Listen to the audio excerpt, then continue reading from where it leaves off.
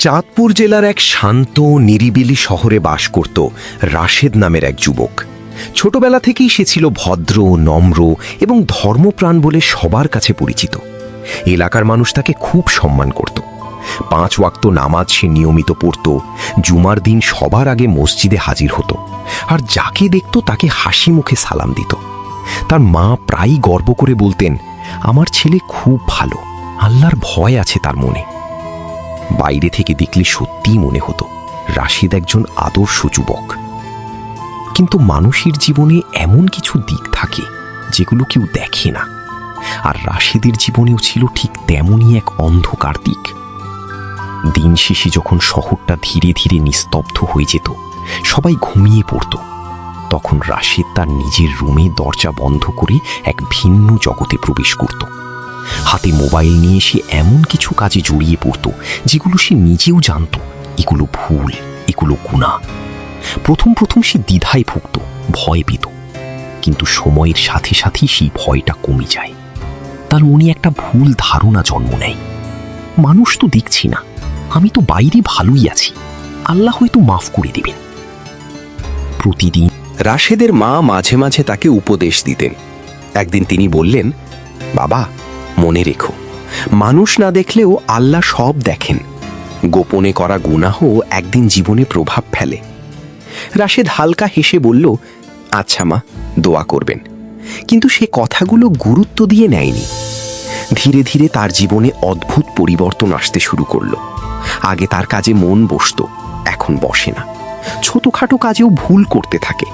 অফিসে বস তাকে বকা দিতে শুরু করে। বন্ধুদের সাথে সম্পর্ক খারাপ হতে থাকে। যাদের সাথে আগে ভালো সম্পর্ক ছিল তারা দূরে সরে যেতে থাকে।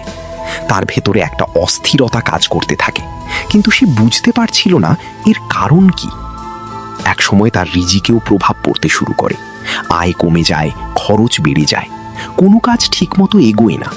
সে প্রায়ই চিন্তায় ডুবে থাকত, সবকিছু হঠাৎ এমন হয়ে যাচ্ছে কেন। কিন্তু সে নিজের গোপন গুনার সাথে এই সমস্যাগুলোর সম্পর্ক বুঝতে চাইত না। একদিন খুব হতাশ হয়ে সে মসজিদের ইমাম সাহেবের কাছে গেল। নামাজ শেষে চুপচাপ বসে থেকে বলল, হুজুর, আমার জীবনে কোনো শান্তি নেই, সবকিছু এলোমেলো হয়ে যাচ্ছে, আমি বুঝতে পারছি না কেন এমন হচ্ছে। ইমাম সাহেব তার দিকে গভীরভাবে তাকালেন, যেন তার ভেতরে সব কথা পড়ে ফেলছেন। কিছুক্ষণ চুপ থেকে তিনি বললেন, তুমি কি এমন কোনো কাজ করো যেটা তুমি গোপনে করো আর কেউ জানে না? এই প্রশ্নটা শুনে রাশেদের বুক ধড়ফড় করে উঠল, তার গলা শুকিয়ে গেল। সে চোখ নামিয়ে চুপ করে রইল।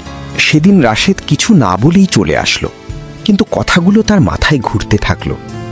সেই রাতেই আবার সে আগের মতো মোবাইল হাতে নেয়, কিন্তু আজ তার মনটা অদ্ভুত অস্থির ছিল। হঠাৎ করে তার মোবাইল বন্ধ হয়ে যায়। চার্জ থাকা সত্ত্বেও সেটি আর চালু হচ্ছিল না। ঘরটা নিস্তব্ধ, অন্ধকার। তার মনে হলো কেউ যেন তাকে দেখছে। অজানা এক ভয় তার ভেতরে ঢুকে গেল। তার বুক জোরে জোরে ধড়ফড় করতে লাগলো। সে হঠাৎ অনুভব করল যাকে সে এতদিন এড়িয়ে যাচ্ছিল সেই আল্লাহ সবকিছুই দেখছেন। তার হাত কাঁপতে লাগলো। সে তাড়াতাড়ি উঠে অজু করল এবং নামাজে দাঁড়িয়ে গেল। কিন্তু নামাজে মন বসছিল না। তার চোখের সামনে ভেসে উঠছিল তার করা প্রতিটি গুনাহ। সে আর নিজেকে ধরে রাখতে পারল না। নামাজ শেষে সিজদায় পড়ে কাঁদতে শুরু করল। হে আল্লাহ, আমি মানুষকে ফাঁকি দিতে পারি, কিন্তু আপনাকে না। আমি জানি আমি ভুল করেছি, বারবার করেছি। আপনি আমাকে মাফ করে দিন। আমি আর ফিরতে চাই না সেই অন্ধকারে। সেই রাতটা ছিল তার জীবনের সবচেয়ে গুরুত্বপূর্ণ রাত। সেই রাতেই সে সত্যিকারের তওবা করে, যেটা শুধু মুখে না, হৃদয়ের গভীর থেকে আসে। পরের দিন থেকেই সে নিজের জীবন বদলানোর সিদ্ধান্ত নেয়। সে মোবাইল থেকে সব খারাপ জিনিস মুছে ফেলে, সোশ্যাল মিডিয়ায় অপ্রয়োজনীয় জিনিসগুলো আনফলো করে। একা থাকলে আর গুনাহের দিকে না গিয়ে কুরআন তিলাওয়াত করতে শুরু করে, তাহাজ্জুদ নামাজ পড়া শুরু করে।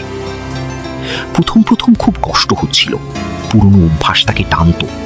মাঝে মাঝে মনে হতো সব ছেড়ে আবার আগের জীবনে ফিরে যাই।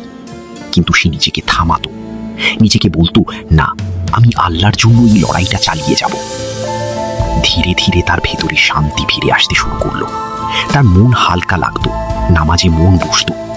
কয়েক মাসের মধ্যেই তার জীবনে পরিবর্তন স্পষ্ট হয়ে ওঠে। তার কাজে সফলতা আসতে শুরু করে, রিজিক বাড়তে থাকে, মানুষের সাথে সম্পর্ক